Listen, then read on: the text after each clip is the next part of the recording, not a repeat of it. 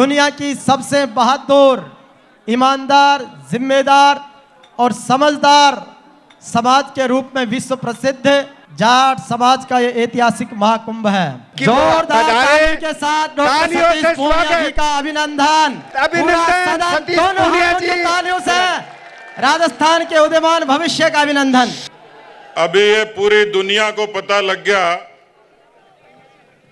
कि राजस्थान की राजधानी में विद्याधर नगर में जाटों का कोई महाकुंभ है, लेकिन मुझे ये पता लगा कि हेलीकॉप्टर उड़ाने वाला भी कोई जाट ही है, क्योंकि हेलीकॉप्टर वाला जाट नहीं होता तो ये तंबू ऐसे नहीं हिलते। उसको काम तो दिया था फूल बरसाने का, यहाँ टेंट हिला के ही चला गया। ये काम जाट ही कर सकता है। बोलिए भारत माता की जय, बोलिए वीर तेजाजी महाराज की। महाराजा सूरजमल अमर रहे,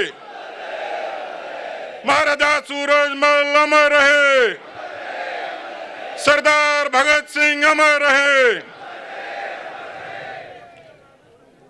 आज इस किसान कौम के महाकुंभ के अवसर पर मंच पर विराजमान परम पूज्य संत शक्ति, मंच पर विराजमान किसान कौम के राजनीति, समाज, व्यापार, धर्म, इन सब क्षेत्रों के तमाम वीर शिरोमणि जाट कौम के वो सब लोग जो पसीने और परिश्रम से इस समाज का गौरव आगे बढ़ाते हैं, मैं उस मंच का प्रणाम करता हूं। मेरे सामने बहुत बड़ी संख्या में इस कौम की माताएं, बहनें, बेटियों, सम्मानित बुजुर्गों और नौजवान भाइयों, किसान सरदारों, अंग्रेजी इतिहासकार कर्नल जेम्स टॉड, उन्होंने लिखा कि हिंदुस्तान की धरती पर एक ऐसी कौम है जो लड़ाका है, जिसको कभी जीता नहीं जा सका। लेकिन कर्नल जेम्स टॉड की इस पंक्ति के आगे मैं जोड़ना चाह रहा था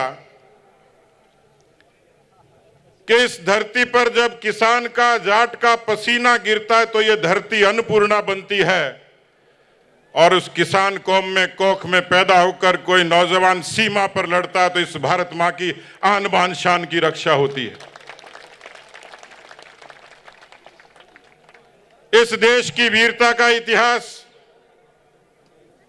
इस देश के परिश्रम का इतिहास, यह आपकी कौम के नाम लिखा गया है। कौन भूल सकता है महाराजा रणजीत सिंह जी के उस जज्बे को? कौन भूल सकता है महाराजा सूरजमल की उस प्रतिष्ठा और संकल्प को? क्या सरदार भगत सिंह के फांसी के उस फंदे को कोई भूल सकता है? और इसलिए इस देश में आज तो संयुक्त राष्ट्र संघ ने घोषित कर दिया कि दुनिया में ये मोटे अनाज का वर्ष है, लेकिन दुनिया को ये भी पता है कि ये मोटा अनाज पैदा करने वाला कोई है तो किसान और जाट है, जो सबसे ज्यादा दुनिया में मोटा अनाज पैदा करता है। मोटा खाने वाला, मोटा पहनने वाला और मोटी बात करने वाला। इस कौम में वो जज्बा है, वो समर्पण है, और इतिहास गवाह है। इस भारत के, दुनिया के आधुनिक युद्ध की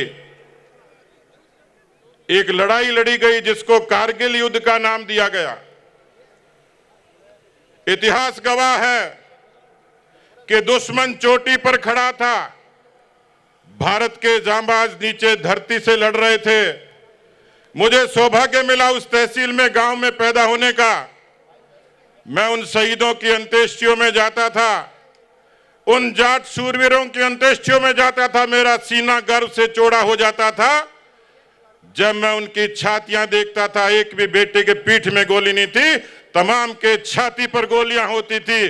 वो कारगिल की चोटी पर शहीद होने वाले आपके कौम के लड़ाका थे। इसलिए मैं निवेदन करना चाहता हूं, मुगलों से संघर्ष अंग्रेजों से संघर्ष और इस देश का सबसे बड़ा मुद्दा कोई है लोकतंत्र। उस लोकतंत्र का रक्षण करने का काम किसी ने किया तो आपकी किसान कौम ने किया, इस देश के लोकतंत्र को ताकत देने का काम किया। इस देश के गांव के लोकतंत्र को, गांव के सद्भाव को जिंदा रखने का, गांव को स्वावलंबी बनाने का, गांव को आत्मनिर्भर बनाने का राजनीति की बेड़ियां तोड़कर किसी ने किया तो आपकी कौम ने किया, जाट कौम ने किया। और इसलिए किसान सरदारों में निवेदन करना चाह रहा हूं, थोड़ा समय की नजाकत देखिए। ये लड़ाई लटकी नहीं है, ये लड़ाई बुद्धि कौशल की है। हम किसी से कम नहीं है, न परिश्रम में, न खेती में, न जज्बे में, न देशभक्ति में। और मैं इसलिए निवेदन करने के लिए आपके बीच में आया हूं, आप इतना ही समझ लीजिए, मैं तो चूरू जिले के एक छोटे से किसान के घर में पैदा हुआ हूं और पिछले 35 वर्षों से राजनीति में हूं। मेरी मां ने मुझे संस्कार दिए, मेरे माता पिता ने संस्कार दिए, मेरे पुरखों ने संस्कार दिए। मैं भी स्वतंत्रता सेनानी परिवार से आता हूं। मैंने वो सब देखा जो एक गरीब व्यक्ति देखता है, भूख देखा, अपमान देखा, तिरस्कार देखा, विरोध देखा, संघर्ष देखा। और जब पहली बार रेलगाड़ी से जयपुर की धरती पर उतरा तो यथा समुद्र देखकर मन में यह कल्पना आई थी कि शायद इस शहर में मेरी जगह नहीं है। मैं उस शहर और गांव की मानसिकता से भी लड़ा, लेकिन किसान के परिश्रम की, किसान के मेहनत की और किसान के ईमानदारी की ताकत क्या होती है, आज मैं दुनिया की सबसे बड़ी पार्टी के सबसे बड़े प्रदेश का अध्यक्ष बना हूं तो ये तमाम किसान कौम की उस मेहनत का, उस आशीर्वाद का परिणाम। हमारे खून में देशभक्ति है, हमारे खून में आस्था है और इसीलिए मैं 2-2 बार राम जी की सेवा के लिए गोलियों का मुकाबला करते हुए कार सेवा में चला गया। हम तिरंगे को प्यार करते इसलिए मैं कश्मीर की घाटी पर चला गया, 7 दिन सेंट्रल जेल में रहा। मैंने ये जज्बा पाया तो मेरी कौम के खून से पाया है, उनके आशीर्वाद और संस्कारों से पाया है। और इसलिए किसान सरदारों, नौजवान भाइयों, समय की नजाकत को समझिएगा। जो जाट गांव में सोशल इंजीनियरिंग के लिए जाना जाता था, सामाजिक सद्भाव के लिए जाना जाता था, जो परिश्रम, मेहनत और ईमानदारी, देशभक्ति के लिए जाना जाता था, हमारा चरित्र वही है और ताकत भी वही है। इसलिए 36 कौम के साथ, हमारी उन किसान कौमों के साथ, हमारे गांव की माटी की वो तमाम कौमें जो पंचायती राज में आपके पीछे खड़ी होती थी, उनमें भेद पैदा करने की कोशिश हुई है। इस नजाकत को समझिए, बुद्धि कौशल का इस्तेमाल करिए। वो दिन दूर नहीं, जिस तरीके की बातें यहां मंच पर हुई, जैसी एक गरीब किसान के कौम के बच्चे की आकांक्षा होती है, जिस स्वाभिमान से हम लड़ना और मरना जानते हैं। मित्रों, ये सही समय है, यही समय है। मैं आपसे गुजारिश करूंगा, मेरा कोई स्वार्थ नहीं है, लेकिन मैं आपसे गुजारिश करने के लिए आया हूं क्योंकि राजनीति का व्यक्ति हूं, यहां सियासत की बात नहीं करूंगा। मेरी जिंदगी कुर्बान हो जाएगी, लेकिन मैं आपको संकल्प और भरोसा देता हूं, मेरी कलम और वाणी चलेगी तो किसान कौम के उत्थान और कल्याण के लिए चलेगी।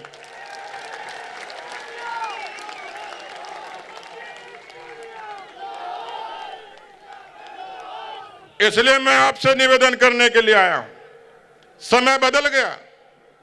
बड़ी खुशी होती है कि एक बेटी, एक बहन, एक नौजवान गांव में संघर्ष करता है, नौकरी के सपने देखता है, कितना उसको तकलीफ होती है। लेकिन मैं आप लोगों को निवेदन करना चाहता हूं, मैं आप सब लोगों को यह निवेदन करना चाह रहा हूं, ये खुशी तब होती है कि जब हमारी बेटियां फाइटर प्लेन उड़ाती हैं, और पूरी दुनिया में आपका नाम रोशन करती हैं।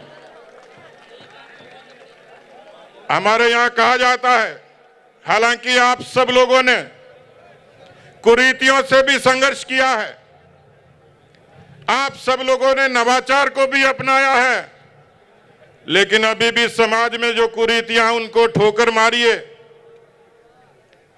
हमारे यहां कहा जाता है कि जब एक बेटी पढ़ती है, एक बेटी बढ़ती है, दो घरों को संस्कारित करती है। किसान कौम की मातृशक्ति ने ही वही करामात की है, अपनी कौख से ऐसी प्रतिभाएं पैदा की हैं। मैं अपनी बात को खत्म करूंगा। मैं 2019 में लंदन गया पहली बार, मिस कम्युनिकेशन हुआ, मुझे लेने के लिए जो आने वाले थे वो पहुंच नहीं पाए।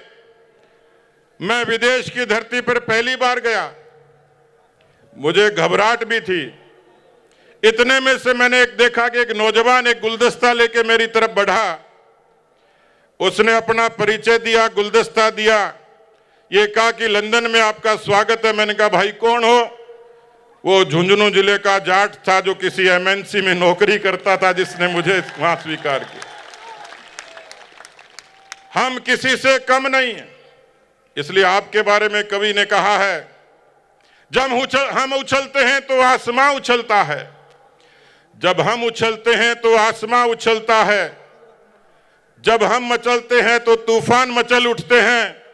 हमें बदलने की कोशिश न कर जमाने, जब हम बदलते हैं तो इतिहास बदल उठते हैं। मित्रों, छोटी बातों से ऊपर उठकर किसी गरीब के लोक कल्याण के लिए उठिए, उसको सहारा दीजिए, उसको संबल दीजिए, दूसरी कौमों से भी सीखिए।